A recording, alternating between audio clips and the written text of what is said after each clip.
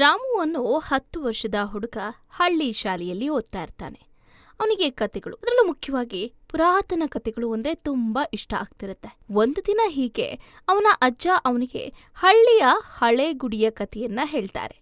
ಈ ಗುಡಿಯೊಳಗೆ ಒಂದು ರಹಸ್ಯ ದ್ವಾರ ಇದೆ, ಅದು ಸರಿಯಾದ ಸಮಯಕ್ಕೆ ಮಾತ್ರ ತೆಗೆಯುತ್ತೆ ಅಂತ ಅಜ್ಜ ಹೇಳ್ತಾರೆ. ಇದನ್ನ ಕೇಳಿದ ರಾಮು ಹಾಗೆ ಅವನ ಸ್ನೇಹಿತರು ಆ ಸಮಯಕ್ಕಾಗಿ ಕಾತುರದಿಂದ ಕಾಯ್ತಿರ್ತಾರೆ. ಇನ್ನೇನು ಆ ದಿನ ಬಂದೇ ಬಿಡ್ತು ಅಂತಾನೆ ಅಂದ್ಕೊಳ್ಳಿ.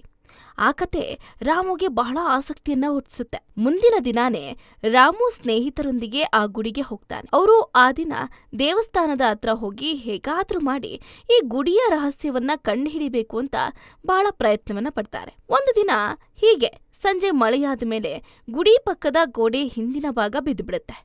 ಇದೇ ಸರಿಯಾದ ಸಮಯ ಅಂದ್ಕೊಂಡು ಮುಂದೆ ಒಂದು ಹೆಜ್ಜೆಯನ್ನ ಇಡ್ತಾರೆ. ಅಷ್ಟೊತ್ತಿಗೆ ಒಳಗಿಂದ ಒಂದು ಬಾಗಿಲು ಗೋಚಾರ ಆಗುತ್ತೆ. ರಾಮು ಧೈರ್ಯ ಮಾಡಿ ಬಾಗಿಲನ್ನ ತೆರೆಯುವುದಕ್ಕೆ ಪ್ರಯತ್ನ ಪಡ್ತಾನೆ. ಆ ಬಾಗಿಲು ಸುಲಭವಾಗಿ ತೆರೆದು ಒಂದು ಸಣ್ಣ ಕೋಣೆ ಬಹಿರಂಗ ಆಗುತ್ತೆ. ಒಳಗೆ ಹಳೆ ಪಾಳಿಯ ಪುಸ್ತಕಗಳು, ದೇವರ ನಾಣ್ಯಗಳು ಮತ್ತು ಒಂದು ಪತ್ರ ಕೂಡ ಇರುತ್ತೆ. ಆ ಪತ್ರದಲ್ಲಿ ಏನಿರುತ್ತೆ ಅಂತ ನೋಡಿದ ತಕ್ಷಣ ಎಲ್ರೂ ಕೂಡ ಆಶ್ಚರ್ಯಚಕಿತರಾಗ್ತಾರೆ. ಆ ಪತ್ರದಲ್ಲಿ ಹೀಗಂತ ಇರುತ್ತೆ: ಇದು ನಮ್ಮ ಪೂರ್ವಜರ ಸಂಗ್ರಹ, ಇದನ್ನ ಹೇಗಾದ್ರೂ ಮಾಡಿ ಜಪ್ತಿ ಮಾಡಿ ಸಂರಕ್ಷಿಸಿ ಅಂತ ಬರ್ದಿರುತ್ತೆ. ರಾಮು ಮತ್ತು ಅವನ ಸ್ನೇಹಿತರು ಗುಡಿಯನ್ನ ಅದರ ಇತಿಹಾಸವನ್ನ ಉಳಿಸಲೇಬೇಕು ಅಂತ ನಿರ್ಧಾರವನ್ನ ಕೈಗೊಳ್ತಾರೆ. ಹಳ್ಳಿಯವರು ಅವನ ಧೈರ್ಯಕ್ಕೆ ಶ್ಲಾಘನೆಯನ್ನ ವ್ಯಕ್ತಪಡಿಸಿ ಅಜ್ಜನ ಕಥೆಯೊಂದು ರಾಮುವನ್ನ ಹಳ್ಳಿಯ ಹೆಮ್ಮೆಯ ಬಾಲಕನನ್ನಾಗಿ ಮಾಡಿಬಿಡುತ್ತೆ.